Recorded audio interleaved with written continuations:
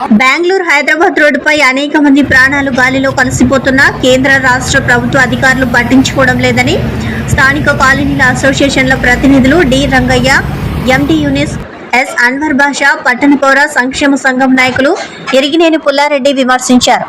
4 రోజుల క్రితం మసీదులో ప్రార్థన చేసేందుకు వెళ్తున్న ఇమాన్ ఎస్ అబ్దుల్ రెహమాన్ బళ్ళారి చౌరస్తా సమీపంలో ప్రమాదంలో మరణించారని, ఈ రకంగా అనేక మంది మరణిస్తూ ఉన్నా కేంద్ర రాష్ట్ర ప్రభుత్వ అధికారులు ఎందుకు స్పందించడం లేదని వారు ప్రశ్నించారు.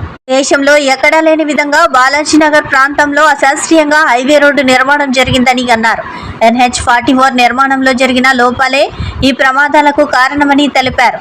ఫ్లైఓవర్ నిర్మించకుండా హైవే రోడ్డు నిర్మాణం చేసి ప్రజలు ఇబ్బందులకు, ప్రమాదాలకు అధికారులే కారణమయ్యారని అన్నారు. కొన్ని చోట్ల రోడ్లో కలిపేస్తున్నారని, సర్వీస్ రోడ్డు కనీసం వదిలి భూమిలో 50% మాత్రమే రోడ్డు వేసి మిగతాది వదిలేశారని విమర్శించారు.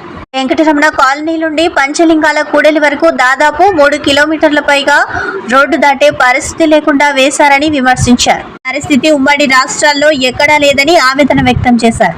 ఈ పర్యటనలో PPSS నగర నాయకులు M Nagaraju, A Venkateswarlu, CV Varma, వివిధ కాలనీల అసోసియేషన్ల ప్రతినిధులు N Peter, N Raghuramireddy, S Huzur Ahmed, T Krishna, B Raju తదితరులు పాల్గొన్నారు.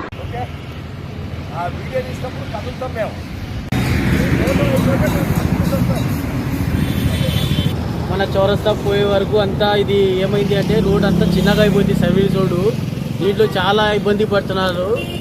ఇంకోటి ఏమంటే మొన్ననే రీసెంట్గా అది మంచి కూడా చనిపోయినారు, ఒక పెద్ద మంచి చనిపోయినారు. కర్నూలు జిల్లా కేంద్రంలో నేషనల్ హైవే రోడ్డు చాలా ఘోరాతి ఘోరంగా తయారైంది. గ్రామీణ ప్రాంతాల రోడ్ల కంటే అధ్వాన్నంగా సర్వీస్ రోడ్లు తయారైనాయి. మరి ఎవరు ఇంజనీరు మహానుభావుడు ప్లాన్ చేసినాడో గాని చాలా అన్యాయంగా తయారైపోయింది. రోజు యాక్సిడెంటే, వారానికి ఒకరు, 10 రోజులకొకరు ప్రమాదంలో చనిపోతున్న అధికారులు తూతూ మంత్రంగా ఏదో చెప్పిపోవడం తప్ప శాశ్వత పరిష్కారం చేయడం లేదు. మనకు బెంగళూరు నుండి హైదరాబాద్ వరకు చూస్తే ఎక్కడ లేని పరిస్థితి ఇక్కడ పెట్టినారు. సంతోషనగర్ లో అటు పట్టుకున్న వాళ్ళు ఇటు పక్క దాటడానికి లేదు, మొత్తం మూసిపెట్టినారు. 4 కిలోమీటర్లు తిరిగి రావాలి, ఇంటికి రావాలంటే 3 కిలోమీటర్లు తిరిగి రావాలి. ఏమి మేము పాపం చేసినాము? ఎక్కడ లేని పరిస్థితి ఇక్కడ ఎందుకు పెట్టినారు?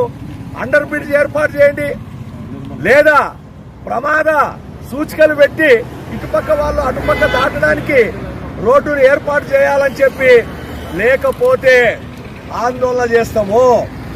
చాలా విచిత్రంగా ఏమంటే సర్వీస్ రోడ్డు 100 అడుగుల రోడ్డు ఉంటే 10 అడుగులు మాత్రమే రోడ్డు వేసినారు, మిగతా 90 అడుగులు వదిలిపెట్టినారు.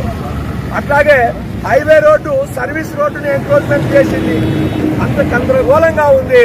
కేంద్ర ప్రభుత్వం స్పందించాలి, పార్లమెంటు సభ్యులు స్పందించాలి, ప్రమాదాలు అరికట్టాలి, సర్వీస్ రోడ్లను బాగు చేయాలని చెప్పి పట్టణ పౌర సంక్షేమ సంఘంగా డిమాండ్ చేస్తా ఉన్నాం.